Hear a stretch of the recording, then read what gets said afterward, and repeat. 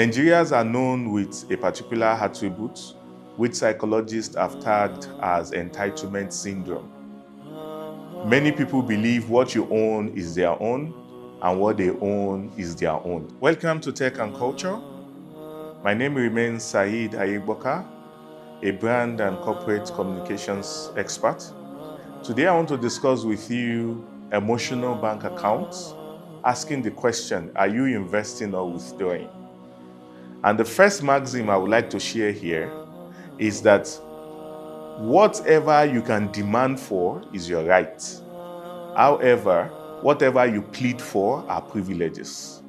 So you can demand for your right from the government. I demand that our road is constructed. You can demand from your parents, I demand that I should be fed, most especially if you are a child, because they brought you to this life and you are their responsibility.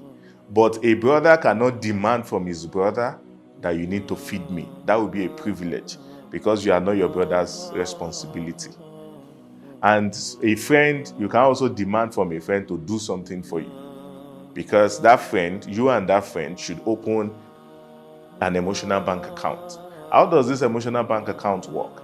This emotional bank account will help you to stay away from stigma, where people criticize you, people don't even want to associate with you because they know that you always ask, give me. You never give out to balance the ratio of the relationship. How does this work? Whenever we meet ourselves, psychologists have posited that we open an emotional bank account with one another. For example, Mr. A meets Mr. B. Once Mr. A once they meet, they both open an account with one another. Mr. A smiles at Mr. B. Mr. A has already deposited something in his account. He has credited his account. And Mr. B also smiles at Mr. A. Both of them has reciprocated that particular gesture, so both of them have credited their accounts. When Mr. A now is in trouble, probably let's say he was arrested by a policeman, and he now calls on Mr. B to come and bail him out, and Mr. B now bails him out. That is a huge credit into Mr. B's account in Mr. A.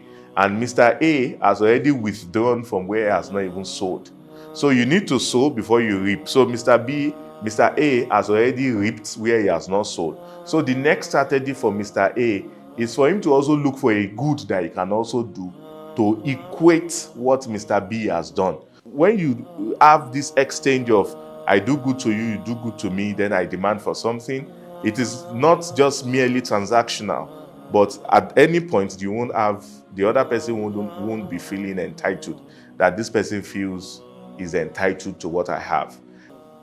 When somebody does bad to you, and when you yourself, you do bad, you've committed a sin, do as many goods as possible because goodness helps to purify those bad things you've done. So goodness erases the bad or evil things we do. And it has also been said that by the prophet that if somebody does good to you, the next thing is not just for you to say Jazakallahu khairan. If somebody has done a particular good thing to you, the next thing you should do is to think of what you can do to them that will equate what they've done. Is when you are unable to find any good you can reciprocate to make equal your account, that is when you now say, may Almighty God help me. Thank you. May Almighty God help me, bless you, because you are inept to fulfill your responsibility of also crediting that person goods, that person emotional account. A lot of rich people have seen people that are entitled. Even our politicians, we teach them to teach. We teach them to steal because we demand from them all the time things even their salary and their allowances can't cover. So at some point, we become entitled to even their own private earnings.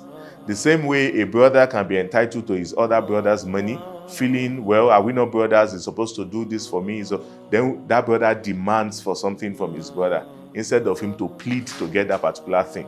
Some of us are also entitled from our employers who believe this particular employer of ours should do so thing for me. And this thing is not part of what is stated within the contract between us.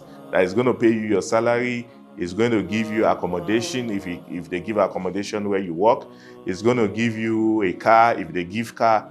We need probably a loan to pay an house rent. And this is a privilege because it's not part of your contract with your employer. You need to know that this particular thing is a privilege and not a right. So you plead for them, you do not demand for them. And at that point, once your employer is gracious enough to give you that particular loan, you should also know that your employer has also credited his emotional account with you.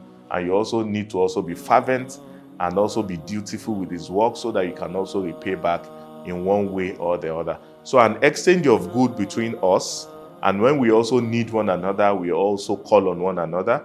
We should also replenish our accounts so that somebody's account is not reading like ₦1 million and yours is reading -1 million. For you to balance relationship with wealthy people, with people that are bigger than you, is for you to understand that as much as they serve you, you also need to perpetually serve them. If they do one, you too, you also try to do one. They give you money, you can't give them money back. Give them service, give them obedience, give them dedication, give them your commitment, give them your time. And with this, you balance your emotional accounts with one another. Thank you till I see you in the next episode.